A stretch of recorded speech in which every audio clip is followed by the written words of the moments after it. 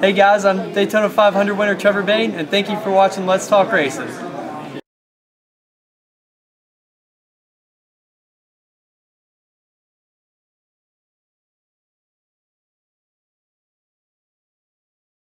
I'm Tony Peter, driver of the number 17 Toyota in the NASCAR Camp World Truck Series, and you're listening to Let's Talk Racing. I can defer if you need me to. That's all right. I got you on here now. Okay. Welcome everybody to Let's Talk Racing. We've got Scott Abshire on the line with us. How you doing tonight, Scott?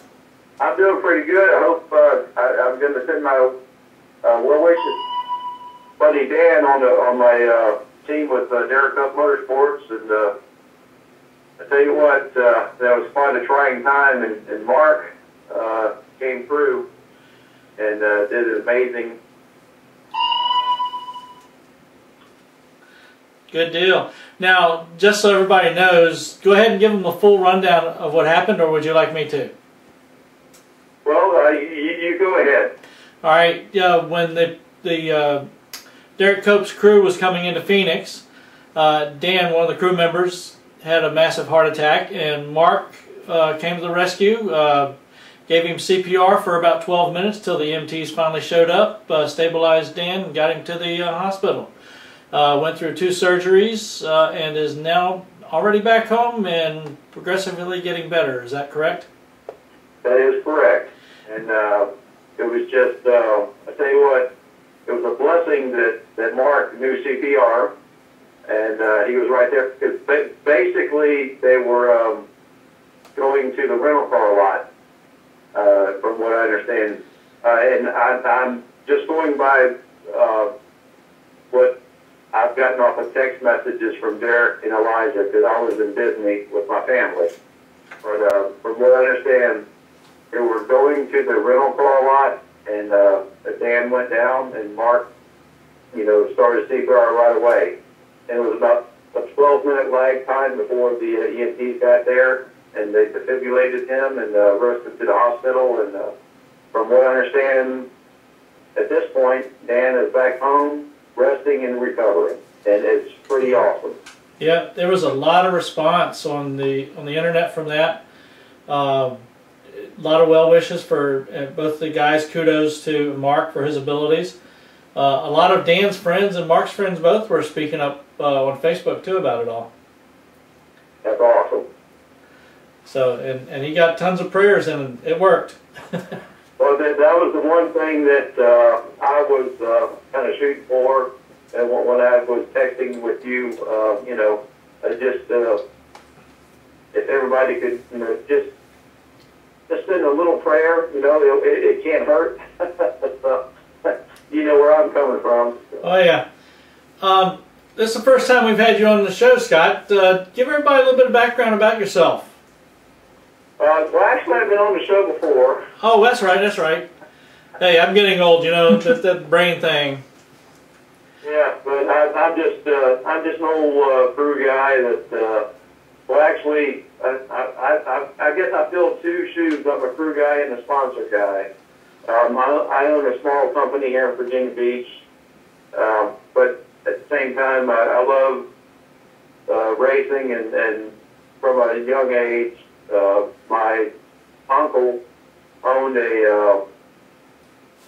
back in the day they called a sportsman series race team, I guess, back in the 60s and early 70s, but that's where I got my start, and just kind of worked my way up through the ranks, through, short tracks, Langley Speedway, this and that, and I guess about 10 years ago, I went, full bore and started helping some, nationwide teams. Back then it was the Bush Series teams. And now I'm helping some Cup teams. I've been a jack man, I've been a spotter,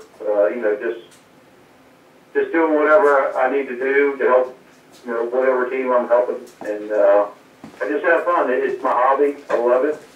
And to me, it's just the heartbeat of America. I mean, come on, we're talking about racing, we're talking about V8 engines, we're talking about going out there and getting the job done. That's what I do. That's what I love to do. and having fun at the same time. Exactly. So now, are you going to go to the homestead? Probably not, because like I said, I just flew in from Disney. I was down there for 2 weeks with my family, and I think my wife would hang me if I jumped on an airplane and went back down there. So. Well, you just spent 2 weeks with the family there. What the heck? Get back to business. Yeah, but I think I'll just I hang out here at the house and watch it on the TV. All right, tell us. Justin Kern is also here with me tonight. What do you think about how this chase thing has worked out so far? Well, I tell you what, I don't think it's any surprise that Joey Logano is in it, because he's really stepped up. I mean, everybody was talking about, you know, he's the slice spread or whatever. I don't know, from the day he took Tony Stewart's seat. But over there at Gift, he didn't do much. I mean, let's face it, he really did. But when he, I'm sorry. Hold on a second. Okay. Yeah, I mean, he stepped into a premier team and and didn't fill the shoes that Tony had. That or what they were I'm sorry, I have to apologize.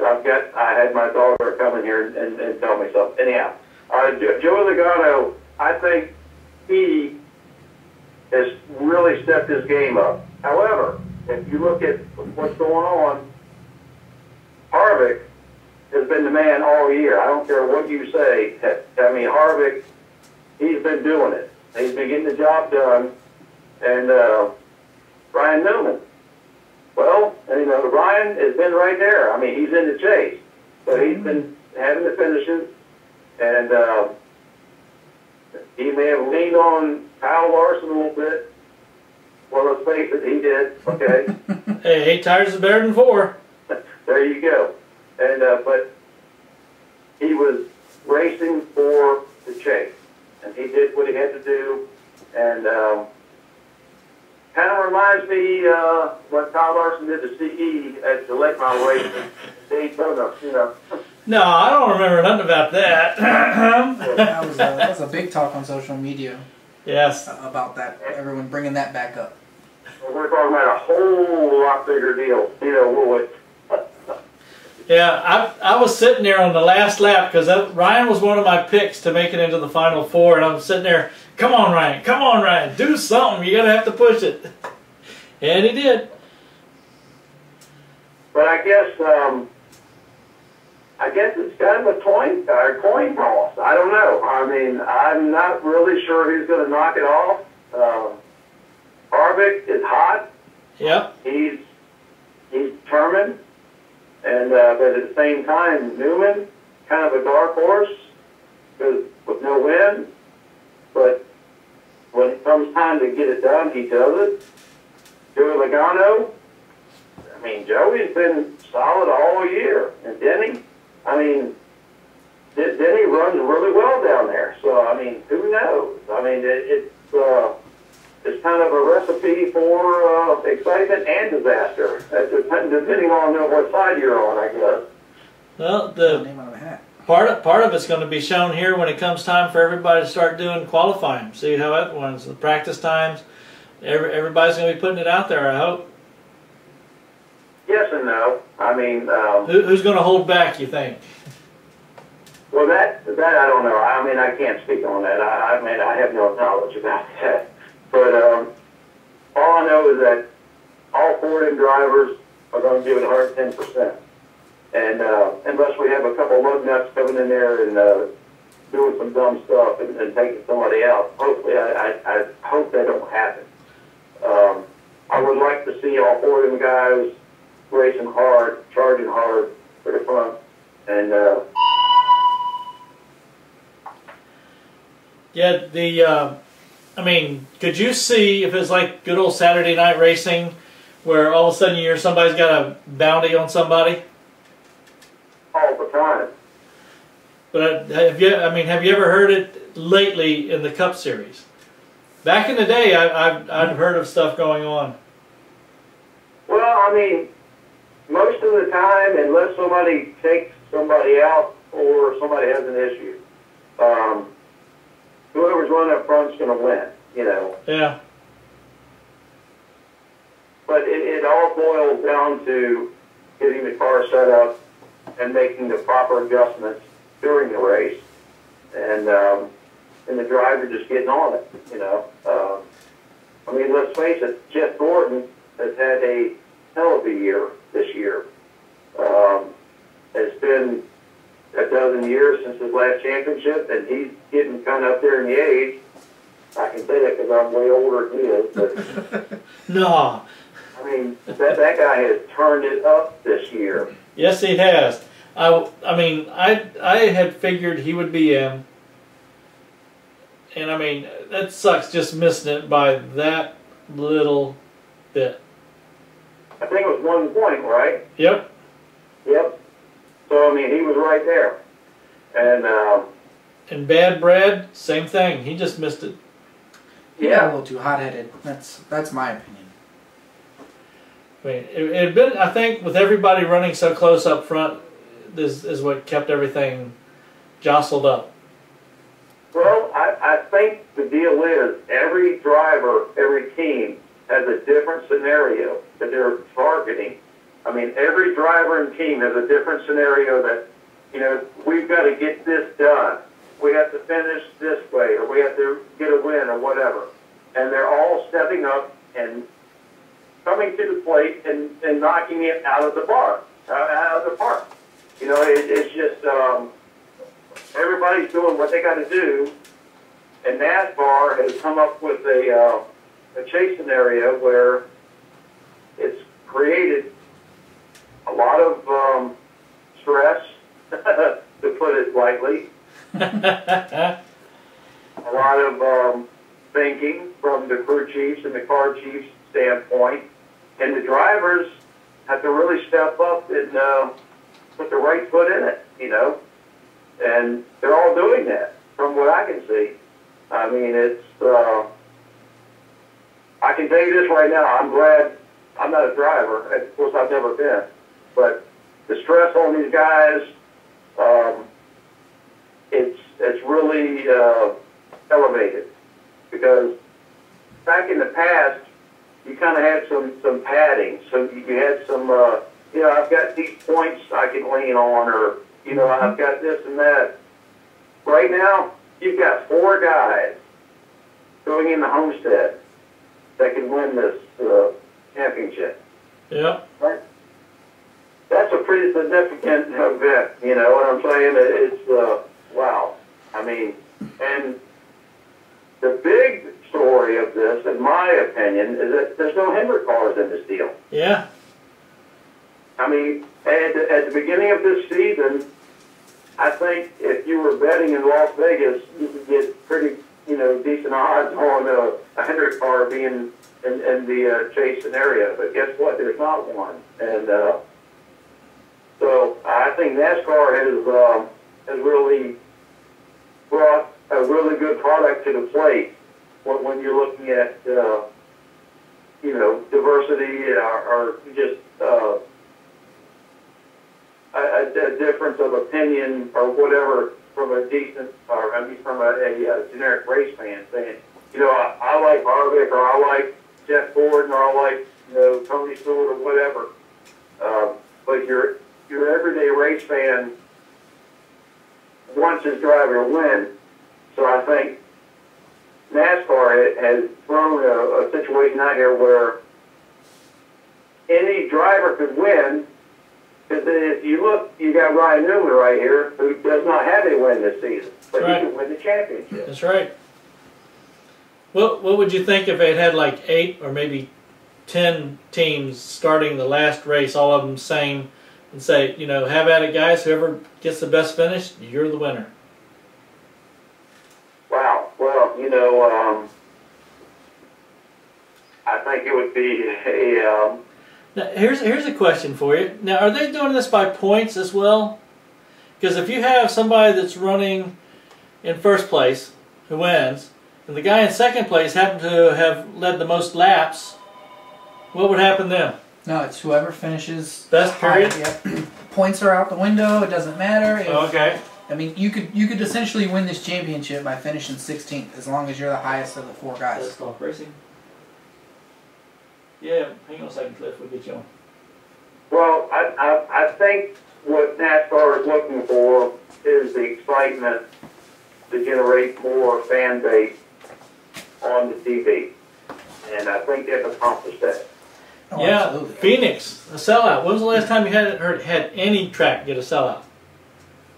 Well, I was about to say, at the same time, they complain about not having enough people sitting in the seats at the track. Yeah. I mean, it's a love-hate situation. NASCAR gets a lot of money from TV, okay?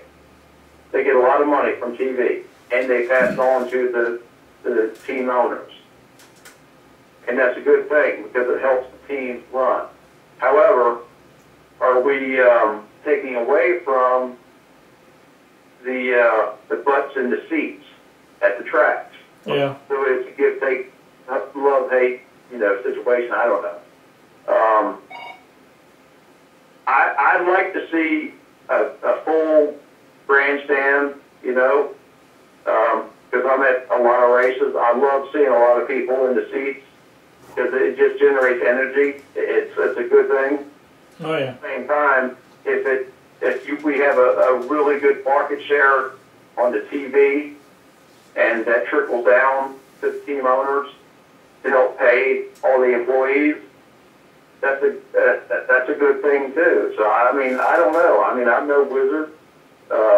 Trust me, I'm a remedial kind of guy. I just know I love racing. I love NASCAR. I can see both sides of the coin, but as far as the championship goes, I really do think it's a coin toss. I really do. Cool. Because anything could happen. I mean, look at Denny Hamlin last week. He had a lug nut come off and shear a valve stem. Next thing you know, he has a flat tire. I mean, that's not made up. That stuff really happens. Oh yeah. You never know. Totally unpredictable. Yeah.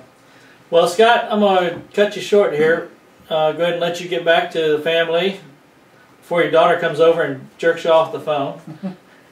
I'm going to shush her away two or three more times. We don't want to get you in trouble now. Really? You're at home and you will still wind up getting in trouble. Might as well have gone to the track. Actually, if I could have one more minute, I'm sitting here in my garage, and I'm staring at a number 40 door off of C.E. Fogg's late model car, and from, I think, 2009, and I'm just having a good time here at the house. There you go. Get your man cave all set up and rolling. There you go. All right. Well, you have a good night, and I'll get up with you later on. Thank you, Roger. Thanks for calling in. All right, buddy. Bye. All right. Bye-bye. How's it going, Cliff Savage? How you doing tonight? I'm doing good, Roger. How are you? All right. Got Justin Kern in here with me tonight. Just finished talking with Scott Abshire. He works with Derek Cope and Nemechek's crew, and also is a crew member and also an associate sponsor on the teams. Talking about the chase. What any good things you think that you like about the chase that you've seen so far? Good things I like about the chase. Don't hold back now. Give us the opinions here. We ain't scared. Yeah, well, honestly, I like that NASCAR is trying things. I understand you're never going to win over everybody. I know some people liked it the way it used to be, the old chase. And I guess they're even talking about they're going to make adjustments next year too. Personally, it's really made the whole year interesting in my opinion. Everybody having to try to go for wins so they can get locked in. I guess, really we'll see what it comes down to in Homestead. I know they're building up pretty big. Hopefully things go well for them. It's just a matter of, things going well for all the drivers. But it's racing. Anything can happen. So I guess we'll just have to wait and see. But hopefully that means there'll be more people watching too. Now, what team is it you're working with now? Right now, on part-time, when I get time, I'm working with an ARCA team, Race 101. It's based out of Denver, North Carolina. They do some past Super Late model stuff as well, but mostly they're focused right now on ARCA. Really small operation. They've got 6 cars, but it's only 2 full-time employees, and then, of course, the car owner, crew chief. So I come in when I can help out. There are actually some people, some classmates that I was with back when I was in the Race 101 driver education program a few years ago. Cool. Now, you're living down in Carolina now? Yes, sir. Yeah, I'm down in North Carolina now. Found me a job down here. Helped me out get through school so I can focus on things in the future. Hopefully, fund a little bit more of my racing. Yeah. Now, for those out there that don't know you real well, I know you've done a lot of wing champ kart racing. Give them a little bit more of your background so everybody gets to know you a little bit better. Okay. Well, I've been racing pro wing champ karts out at Brehm Speedway since 2008. I was able to come back this past year. I actually moved to Kentucky. I've been bouncing around, and I was able to come back and race a few races this past season. Next year is kind of, we'll just have to wait and see. It's you know, obviously I'd like to be in the seat as much as possible, but logistically this is not going to happen. Next year I'm trying to focus more on school, especially. So, but, you know, I'm working my way up, working with the Race 101 team, getting my hands dirty on the race cars. I mean, they're ARCA cars, so they got certain people that they take the cars to like hang the bodies, work on the body and all that. But besides that, the team pretty much does everything at the shop. So I'll come by there and help them out, but I'd be working on their short track car or speedway car. Obviously now they're getting their super speedway cars ready for Daytona testing later in December. So besides that, though, right now just trying to help them out. I enjoy being around them, so just focus on school and looking to see what we might be able to get into in the next few years. Now, you picking up some knowledge from them as you're working with them? Oh yes, definitely, yeah. And they're a real smart bunch. I mean, to be, like I said, 3 full-time employees to come into their first year of ARCA racing, not having done anything like this in the past, and they've had a development driver, a young kid named Carroll out from Indiana, and he's been running the car a lot this past year. But they put Ross Timbers in the car, Kansas, the final race of the year, and he finished third in the car. So, with a little bit more motor, who knows what can happen. But they definitely have good setups, and they know what they're doing. There's a lot of research and planning ahead of time. It's not like some teams that just throw stuff together and hope for the best when they get to the track. So it makes me feel better than working with a group that actually cares with what they're working with and actually knows what they're doing as well, and not just trying to, take people's money. Now, if somebody wants to take and get the ability to get a chance to test ARCA car at Daytona, how would they get in touch with somebody to possibly set something up? Fortunately, there's definitely a bunch of teams out there in ARCA, especially now, that are open to bringing drivers out to Daytona and being part of their tests. They have the single car runs for a few days down in Daytona, so pretty much open to anybody that can pass the physical and drug test mandated by ARCA, and then of course any other prerequisites. I know for Race 101 students, we were given an opportunity to test the car, and of course if we were able to find sponsorship down the road, we could get an opportunity to race a car in a race. And we actually had another student from the Race 101 program, Jerry Tooney, who raced the Chicagolands. His first time ever in a speedway car, and as well as an ARCA car, and he's raced Pro 4s in the past. And he jumped out there and finished 15th in that race. So, just a matter of contacting teams. Race101.net is where you can find Tony's information. Tony Blanchard is the crew chief, car owner. He's the one that handles all that. But there's a bunch of ARCA teams out there that are open to getting drivers out there who want to get some seat time, not necessarily ready for Daytona, because you do have to work your way up the ladder, short track, speedway, then super speedway, and of course, age is also an issue with some people that are too young to race on the bigger tracks. Yeah. But yeah, race101.net would be where you want to go if you want to contact Tony. Cool. So what do you see in your future or hope for in your future? Well, in my future, I'm going to be getting more focused on hopefully working on my own business venture and eventually my own charity foundation. A banner to utilize for hosting more charity events. As you know, Roger, and a lot of people might not know, is I've hosted charity events back from 2010 to 2012. In Virginia Beach, it was a go-kart endurance event. Oh, yeah. Lots of people out from Langley Speedway, some NASCAR drivers and other racing drivers from Virginia and even North Carolina. Under the event, we raced and raised the money for the Children's Hospital, the King's Daughters in Virginia Beach. And fortunately, I already talked to some people about doing events next year. I took a year off, and I really didn't like that. I really want to get back into doing this kind of stuff. I really enjoy doing charity work and coming with ideas and events I can do to help other people out. So that's one of my biggest things is looking into where does it kind of work with a team or someone that'll be, allow me to use my racing to link it with a charity event so we can help people out. So yeah, honestly, right now, I'm not really, there might be some things I might be doing with the Race 101 team. There's talks going on right now. I'm talking with the team owner about doing some stuff next year. I might be running a few races at Hickory in one of their super trucks, their Pro Late Model trucks. They also have their super late model that they're going to try and get out there next year, so I might be helping them out a little bit on that. Cool. And on time and all that. But the biggest thing like right now is learning. This is a learning curve for me. So I'm just taking my time at it. Unfortunately, I've surrounded myself with really good, intelligible people. So it makes me feel more confident about what I'm spending my time on.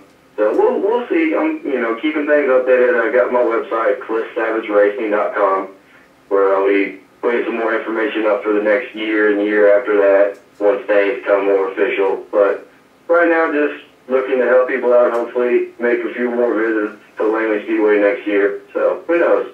Cool. All right. Well, I appreciate you calling in. Let you go back to having fun. Yeah, no problem. By the way, who's your pick for the win the chase? Ooh, man. I would like Ryan to win, but I also like to see Kurt. Harvick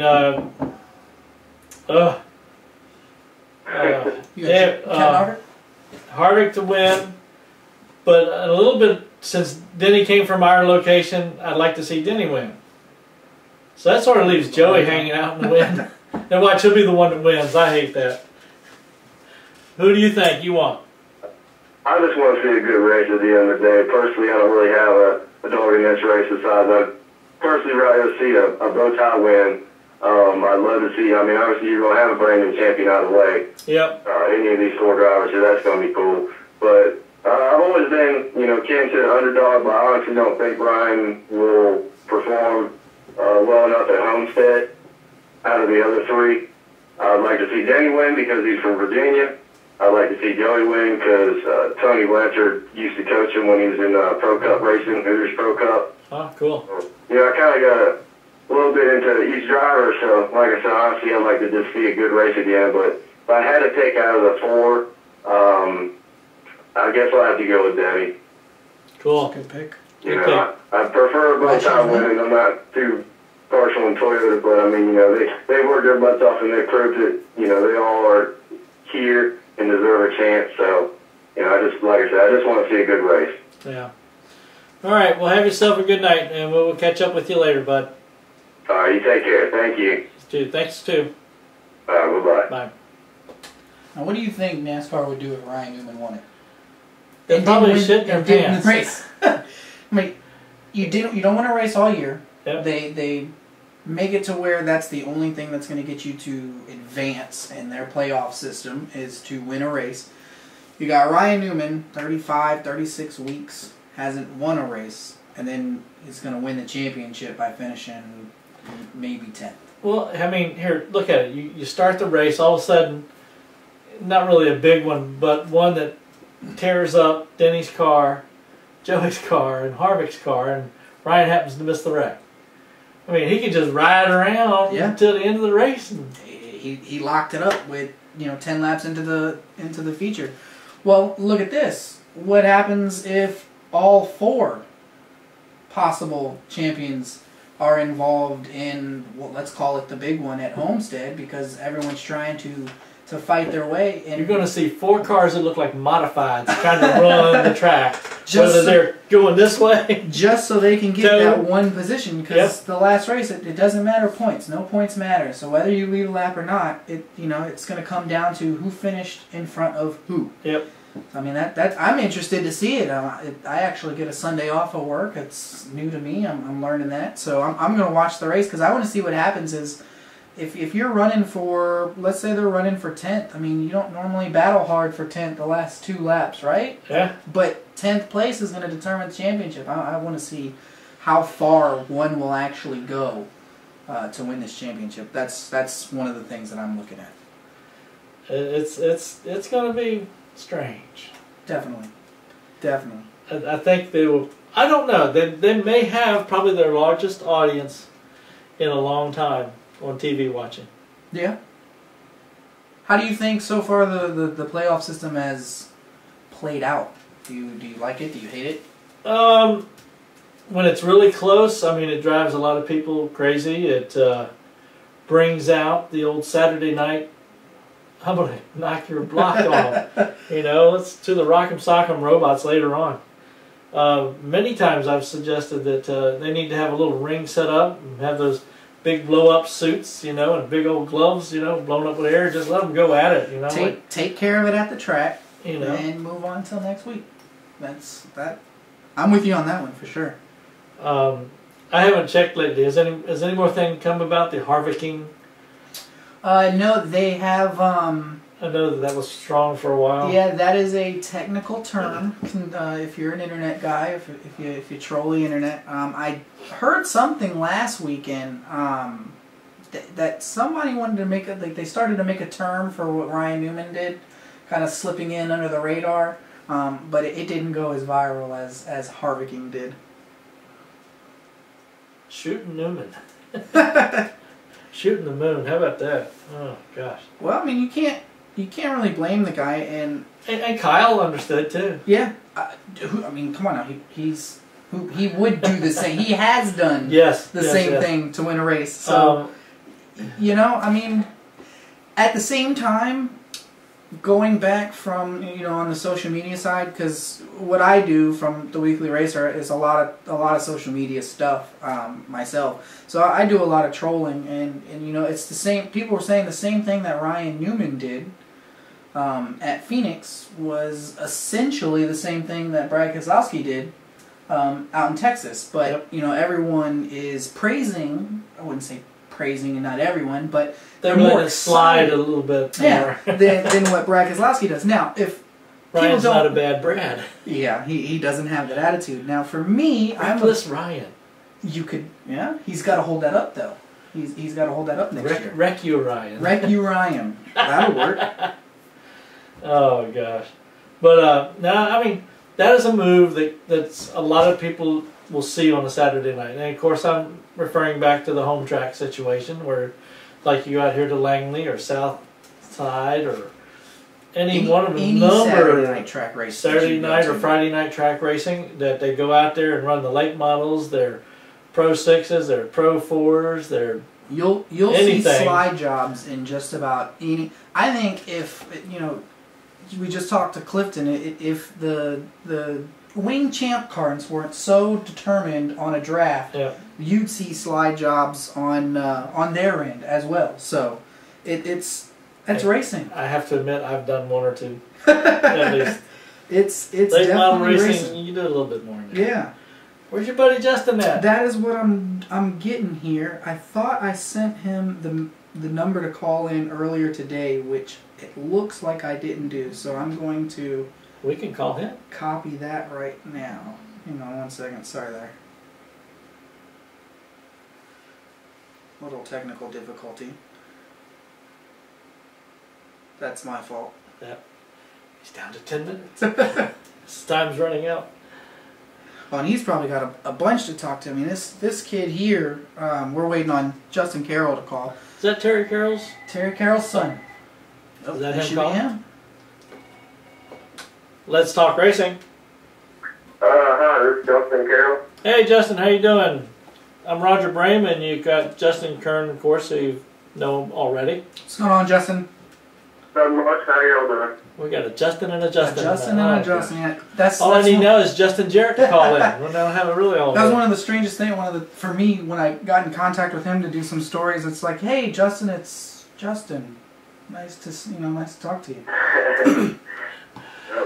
So give us a little bit of a bio about yourself, so people that are listening or that will be listening later on YouTube get to learn something about you.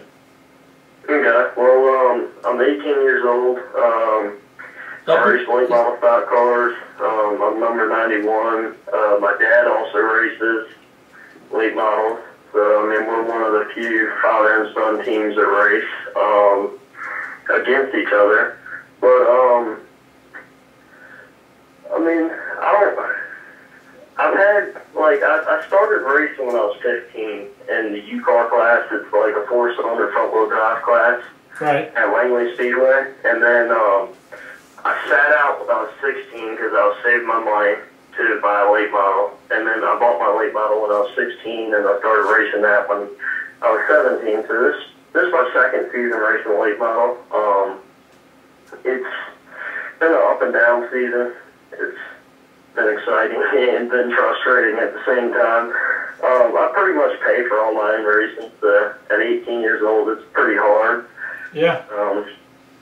It's well worth it when you run good. I mean, it makes it exciting, and it's kind of cool because a lot of guys, like, they take care of me. Like, they'll give me free body panels and tires and all that, and I mean, they look after me because they know I struggle to do it, but I make it happen somehow. But yeah, that's pretty much sums it all up. I wouldn't call it struggling. I mean, how many other 18-year-olds out there, Justin, have their own race car? I know plenty of 18-year-olds that don't even have their own personal car, and you're out there mixing it up, a month ago at Martinsville. Which, by the way, did you know that you and your dad were the only father-son tandem to actually make the race, the actual feature?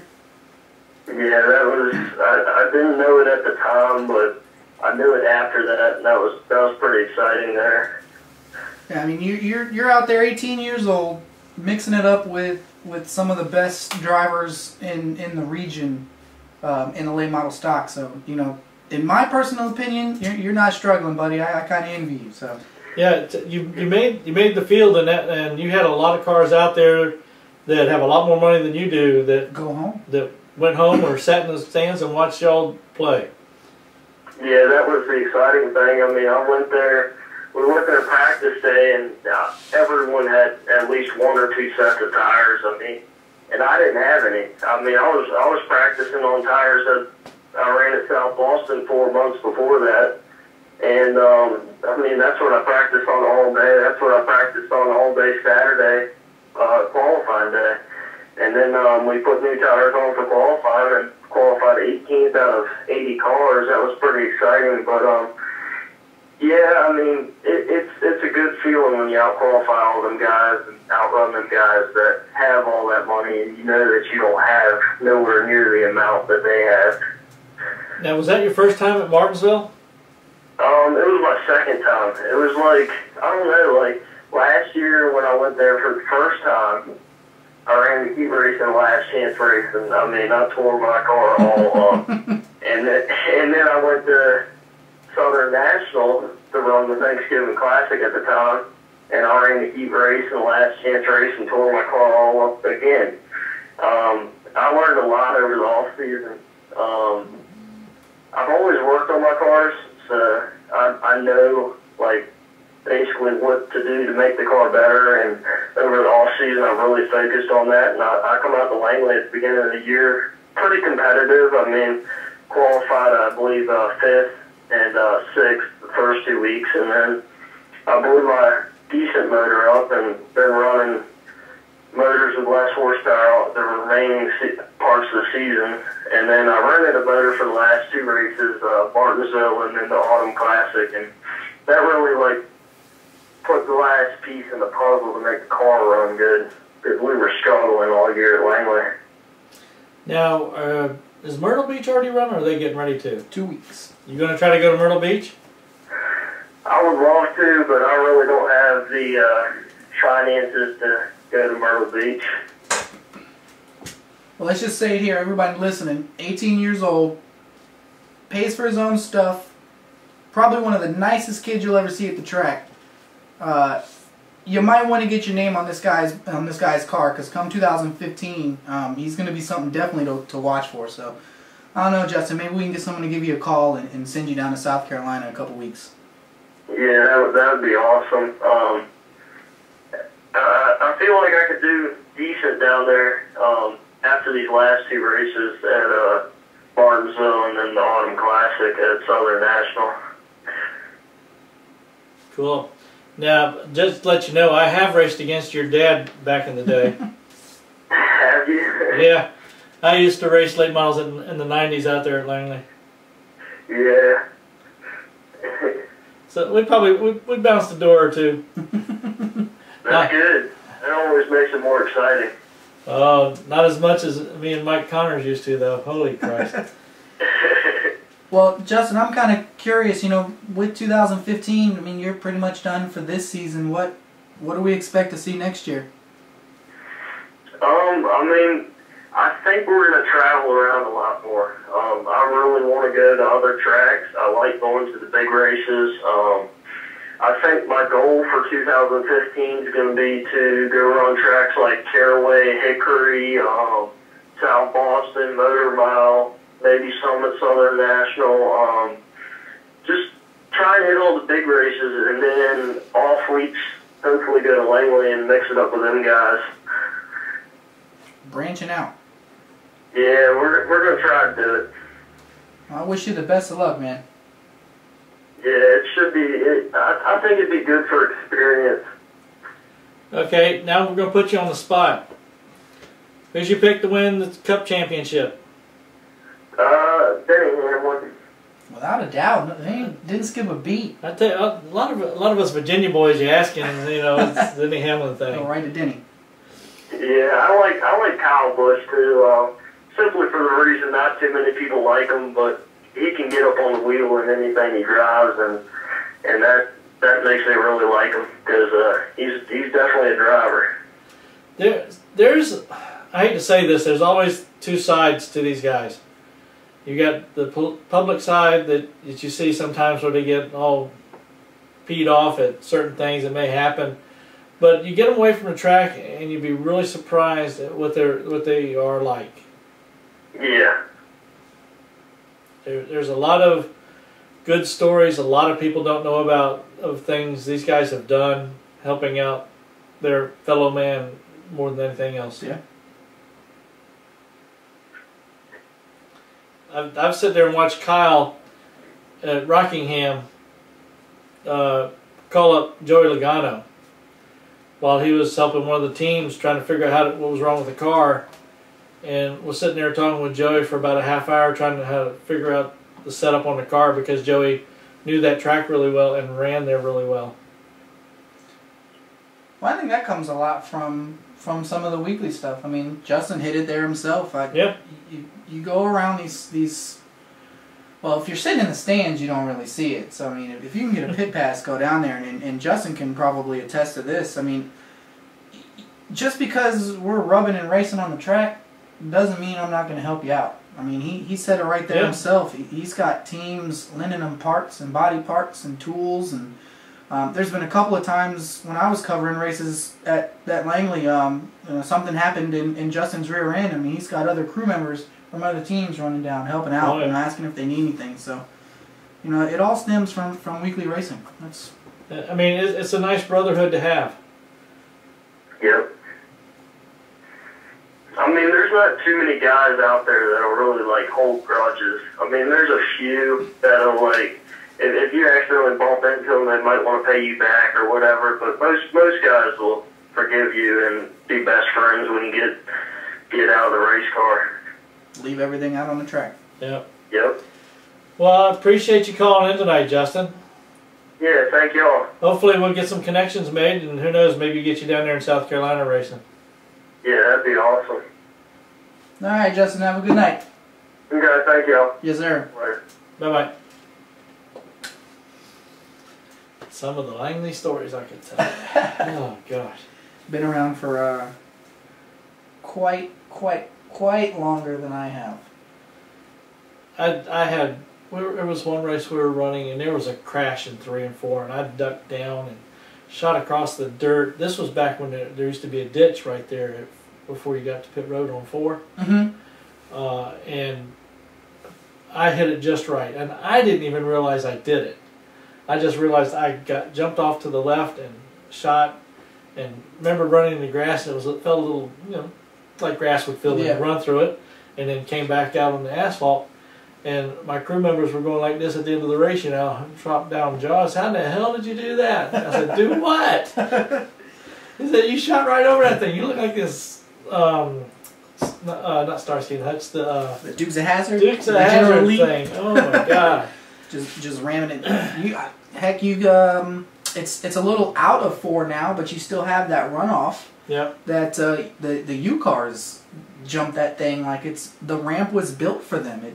It's astonishing on what they do. It's crazy. So it's just amazing. But it's always fun. There we go.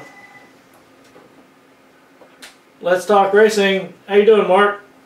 Pretty good. How about yourself? Hanging in there. We got Mark Wertz, late model stock car driver from Langley Speedway.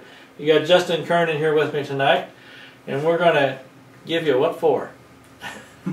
I heard that. Could be worse. I could have faith here, right? That'll be great. It would be. Let me tell you. So we're going to hit you with the quick question. Okay. What do you think about the chase format that's working so far, and then give us who you think is going to win? You were breaking up just a little bit there because I was going by the airport, but I assume you're asking about the last race at Phoenix? Nope. I'm saying, what do you think about the chase format for this year? And who you think is going to win? It's very interesting. I think the odds have been increased a lot for some of the guys that don't take this the wrong way. Some of the guys that probably shouldn't be there. The chase helped that a lot because one bad week made a difference in a good year. But if I had to bet in Vegas, I think Harvick's going to win it. That's been a pick. Yes. That's been a strong pick. Yep. Harvick's probably one of the lead runners out there in Vegas. It'll be interesting. I haven't even researched that. Let me ask you this, Mark. Do you feel that Newman should be where he's at?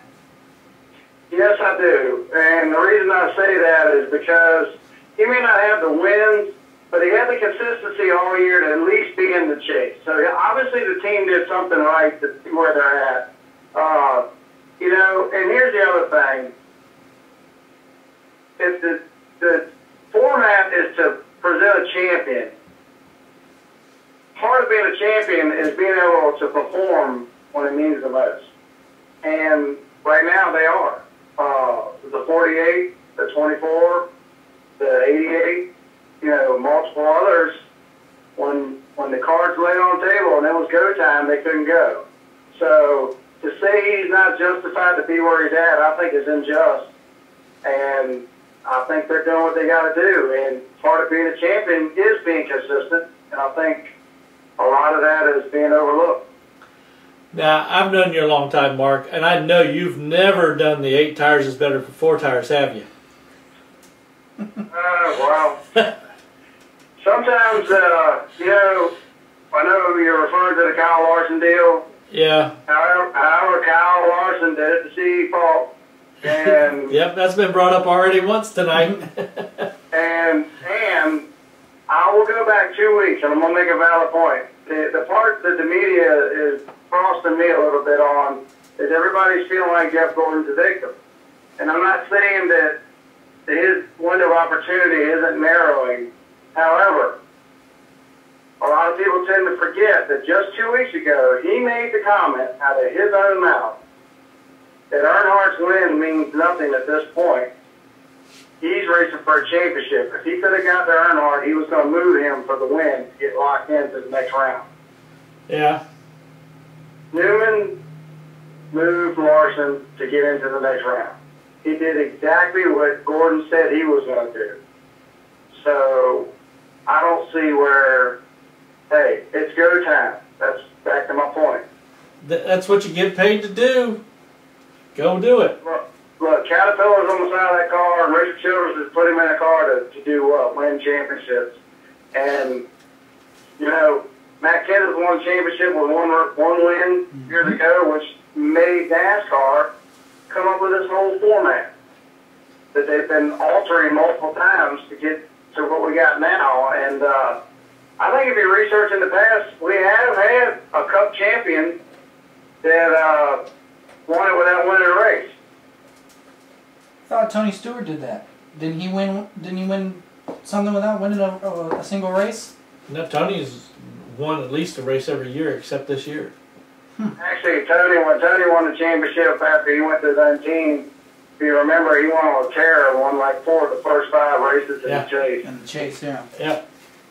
Yeah, Tony's got quite a few wins. I just had a thought. It's just a weird deal. I mean, you know, there's going to be pros and cons to the whole thing, but,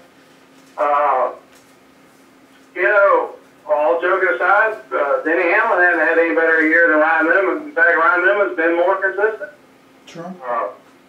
You know, Logano's probably, he's a hot shoe. He's definitely going to be the one that can be given Harvick a chase for the chase, but if it comes down to one of them 2 guys racing for that position at the end, that's going to be a barn burner, because I think the guy running third is going to be the guy that wins it. Yep. Now, with all the different chase formats, I was talking to a friend of mine who likes to keep track of all these different things, and he's done some of the different ones. And Kyle Petty, actually under one of the newer chase formats, would have won a championship. No way. Yes. Well, let me tell you something. I think it was 92. If Kyle Larson would have squeaked into the chase, which he almost did, he's actually been, other than the guys that have won a race, he's actually been the most consistent guy of all these guys. If you look every week, Kyle Larson's in the top 5. Yeah, he's outscored everybody in points when it comes to the racing that's been done. He could have pushed Ryan Newman out of the chase. Well, however it's supposed to work, but it's a unique situation. I definitely have a feeling, well, you know, people wonder if NASCAR is going to revisit this and change the format. Oh, I'm sure they will. Well, but will they? Has NASCAR not now got exactly what they wanted? Well, viewers? A sold-out crowd in Phoenix that was going nuts, and now coming into Homestead, you have 4 car owners, 4 different car owners trying to win the championship. Yep. So, normally coming into Homestead is between 2 cars where the guy's already locked it up by that. All right. Well, let's shift gears. Let's bring this all the way back around to you. What's it look like for you in your future here with the racing? Well, we just renewed for another year with Dunkin' Donuts. So the Dunkin' Donuts number 55 will be back at Langley Speedway next season. You know, as obviously I get older, you know, I just take each year as a blessing that I'm still in the sport. Longevity in this sport is hard to do, and at our level, I feel very fortunate to be around as long as I have. I got a great team, great car owner, great sponsors. We have actually almost a little bit of a rebound in our program. We ended the season pretty strong and changed our motor programs, and I'm optimistic about 215. I'm actually looking forward to it. I have a feeling that we got a little bit of a fountain of youth that I've been able to find and maybe possibly give the boys a fit. You know, we finished third in the points and had a couple DNFs throughout the year that, had it not been for that, could have possibly changed the landscape of how everything ended. But it is what it is, and that's racing. Well, yeah. All part of being consistent. Now, talk about the Krispy Kreme and Dunkin' donut battle back in the heat race. I think that was you and Greg Galding. Oh, for the Hampton Heat. You remember that one? Oh yeah. Yeah, the war of the donuts, I think they labeled it. And I hear you may be in Myrtle Beach, so next weekend we may get round 2 of that. Well, you won the first round, didn't you? Yeah, pretty well. I mean, we did. Well, you know, give credit where credit's due. It was his first time in a late model at Langley Speedway, so he's a great driver. Had a good team behind him, and things just didn't go his way that day. Yeah, well, you know he's been to Langley before, so it's not like he's never been on Langley. I have a Langley and a K&N car, and Langley and a late model are 2 different animals. Well, granted, plus he was also doing Legends out there for a little while. True. That's true. So, do you have any aspirations of getting any further up in the late models, or maybe doing a couple of races in a K&N or an ARCA? Well, I looked into some ARCA, some K&N stuff this past year, and at the time it just wasn't in the cards, whether it be for the overall final finance of it or the timing of it. I'd like to, yeah. I'd like to maybe even, run a truck once in a while, again, but it's, I'm happy where I'm at. If nothing else ever matures from it, it's just,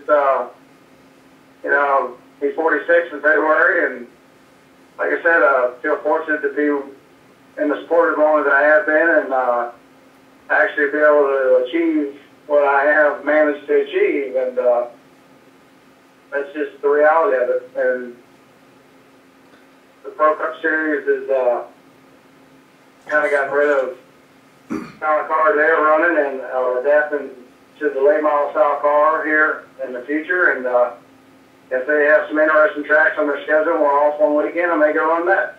That'd be pretty interesting. I was going through some old stuff that I had the other day.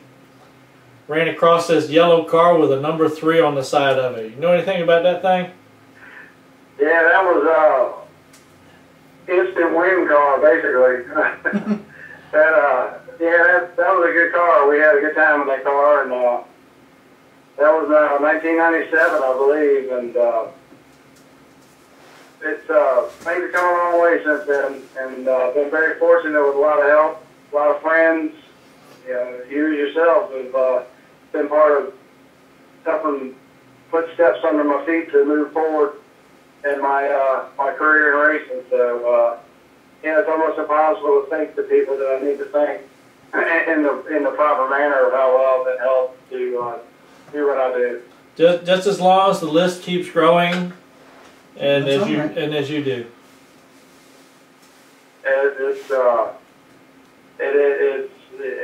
It's crazy. Yeah, it's just unreal. And to think that the people don't have to do it.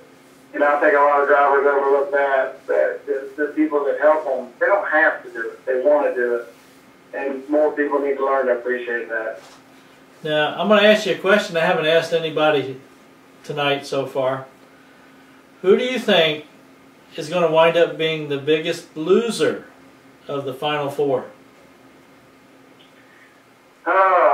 Meaning disappointing-wise, or? Yeah, who do you think is going to get themselves into a situation where they're just totally hosed and screwed? Denny Hamlin. And the only reason I say that is because I think they're going to be going for broke. They have nothing to lose. Their team, obviously, all the way down to the engineering of it, it's shown all year. I don't think I'm speaking out of line here. The engineering side of the house, the motor program side of the house has been down, so they're probably going to go for broke and take big risks and come to Homestead with a motor program that may or may not make it, and he may make some moves that may or may not make it. That's just my opinion. Yeah, that would be something interesting. See somebody that's going to push the envelope and start playing with the gray area. On the most important race of the year. On the most important race, and what would happen if it gets caught? Well, Devil's advocate here. yeah, I think the Toyotas have to push the gray area on the motor program because obviously they're down on power.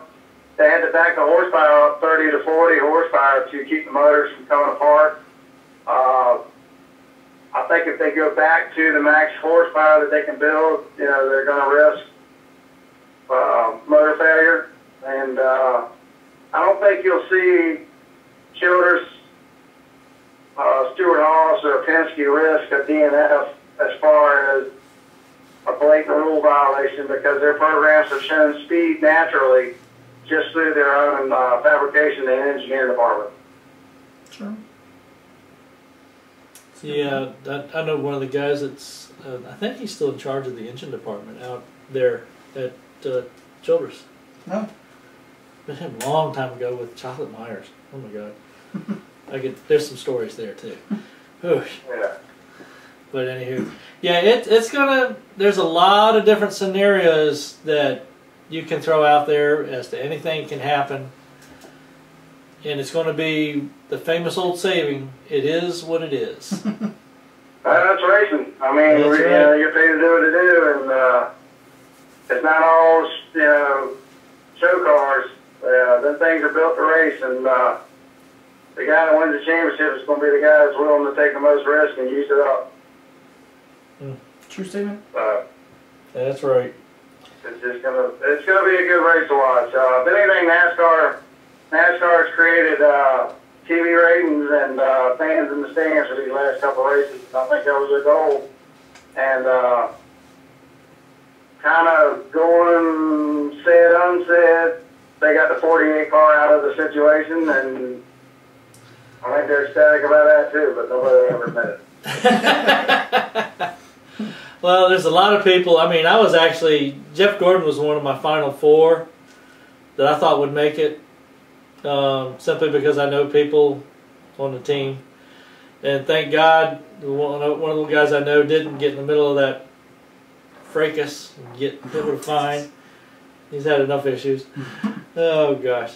Well, Mark, I really appreciate you calling in tonight. I appreciate you having me. I always like to have you in here. We have to start getting you back in here live again. We were having fun.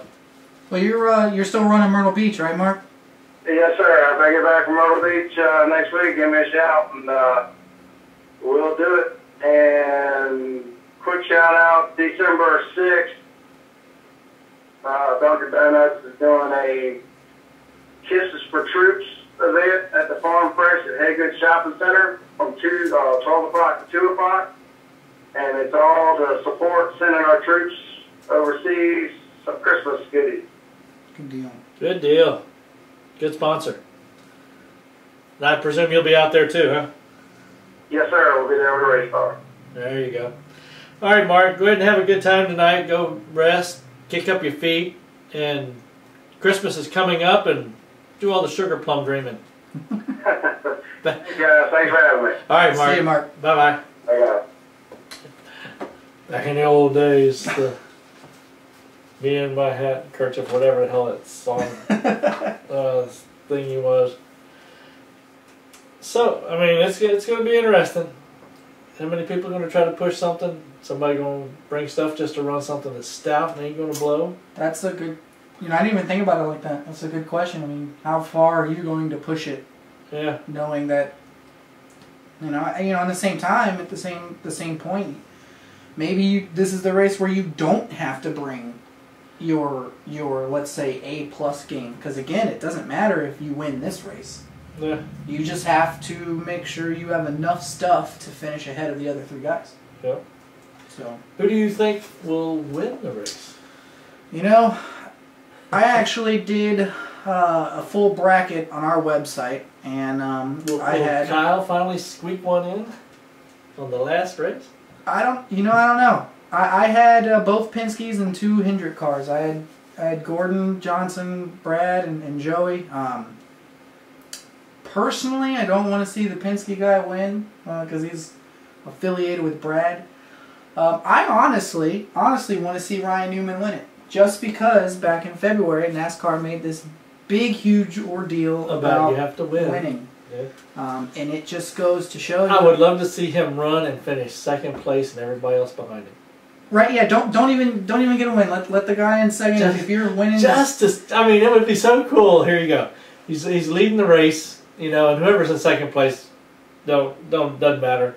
And just to back off, to let them go. Just to let them go by, just to prove it that the tried and true method of points is consistency.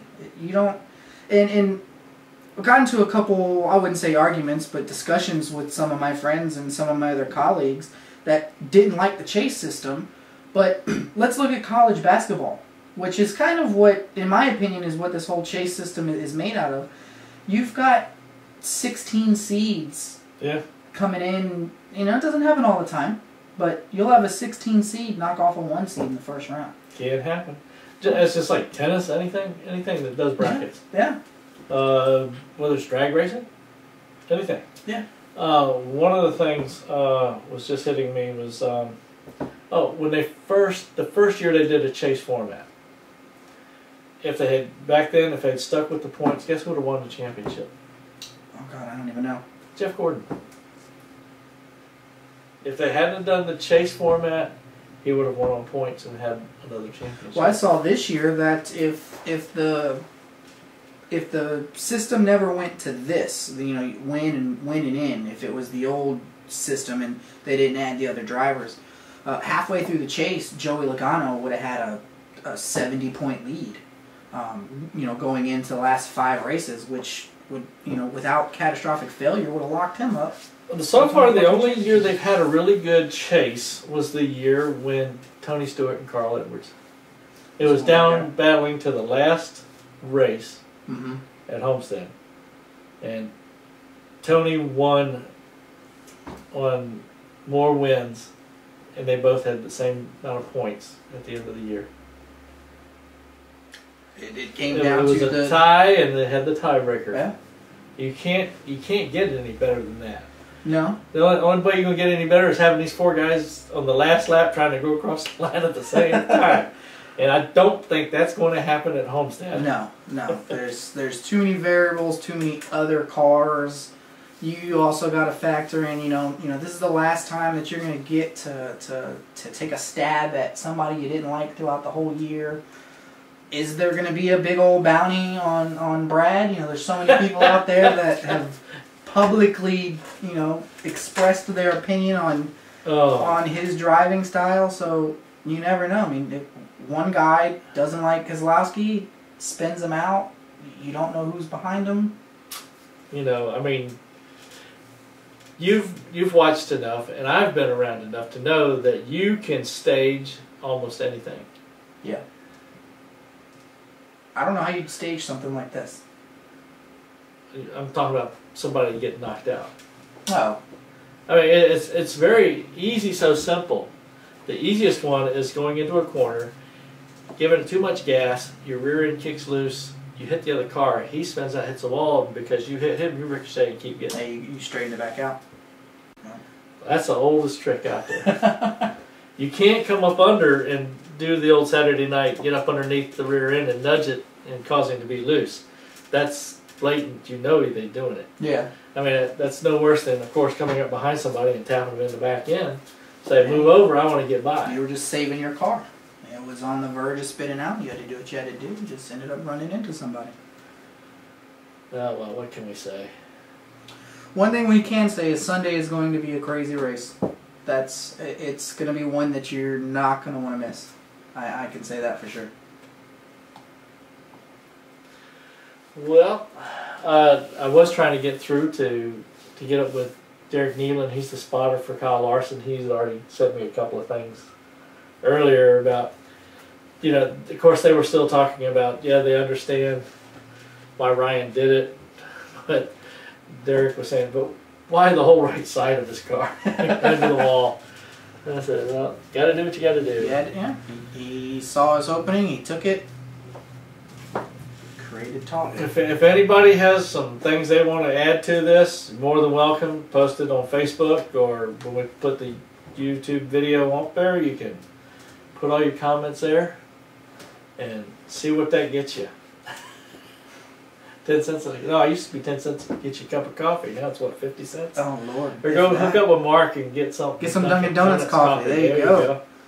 Got it rolling. Till next time, we'll see everybody, and let's talk racing.